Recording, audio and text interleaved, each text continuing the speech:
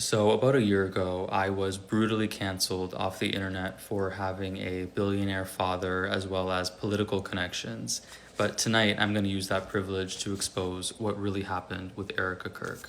Because once you understand how these elite circles actually operate, the entire mystery around her becomes incredibly obvious. So, take a seat, grab a bag of popcorn because I might get deleted for posting this. So, in order to fully understand what happened with this crazy bitch, you need to understand the fundamentals of politics themselves.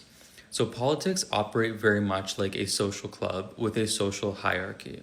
So, at the very top, there are the billionaires who write nine-figure checks to the puppet class, also known as politicians, who in return give the billionaire class undying loyalty on the issues that matter to them most.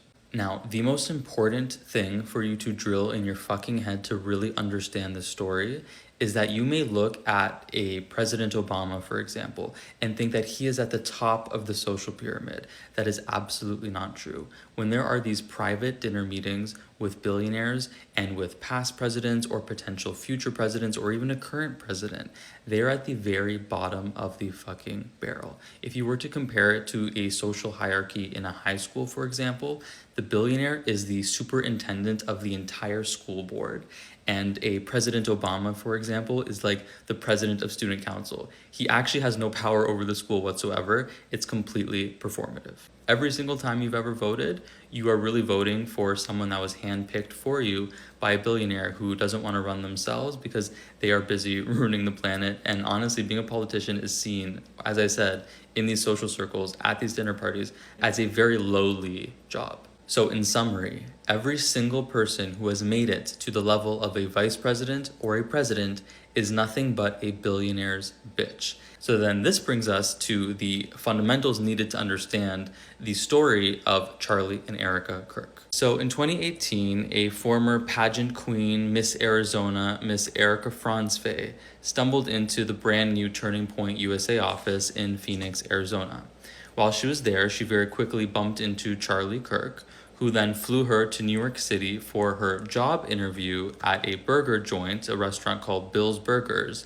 At which point during the job interview, Charlie Kirk said, "Forget the interview, forget the job. I actually think I'm going to date you," because that's super professional, but that's what happened. Erica completely jumped at the chance to date Charlie because he was already anointed by the billionaire class that funded and controlled Turning Point USA as the person that was going to be the next president of the United States. This was not something that was a secret. This was not something that was implicit. This was something that was explicit in several conversations.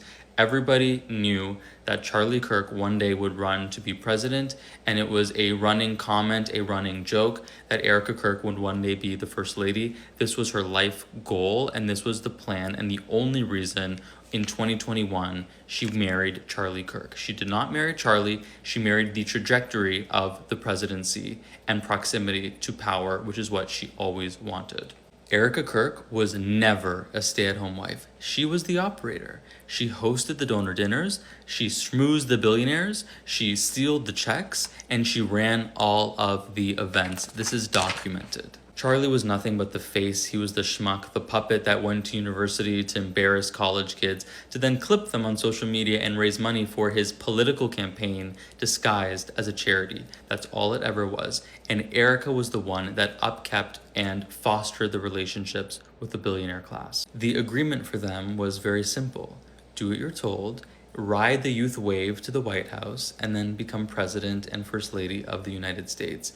But things didn't go quite according to plan, because somewhere along the line, Charlie Kirk grew the tiniest little piece of a spine. So in 2024, Charlie began defecting on some issues that were very important to the billionaires that owned him, specifically issues regarding foreign policy. The donors began to panic that their puppet was defecting on the only issue that actually matters to them, so they attempted to appeal to him through the only lever of control they had left, which was his wife. Erica then began pestering Charlie every single night, which put immense strain on their marriage. Support the war, do what you're told, you're ruining everything that we built together, and it actually got to the point where this is documented that a priest had to be called to pray over their collapsing marriage, which I believe detonated the night of September 9th, the night before Charlie was murdered. Erica herself admitted on national television that at 2:30 in the morning, she urged Charlie to sleep alone in their daughter's room so he could rest better before Utah.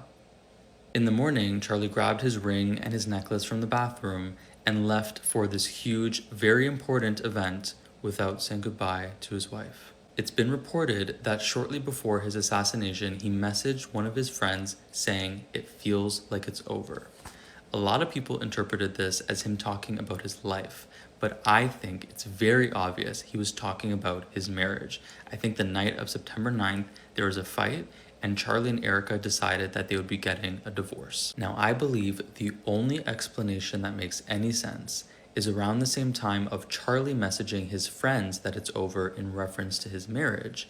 Erica also messaged the donors saying it's over, not only in reference to her marriage to Charlie, but in reference to all hope being lost that he would ever come back to their side politically, because he literally texted other people that he would be leaving the Israel cause. Now, from the donor's perspective, the looming divorce between Charlie and Erica not only could represent the end of Turning Point USA from an optics perspective, would be absolutely catastrophic, but also represents the fact that the very last string on their puppet, which was Erica, is gone.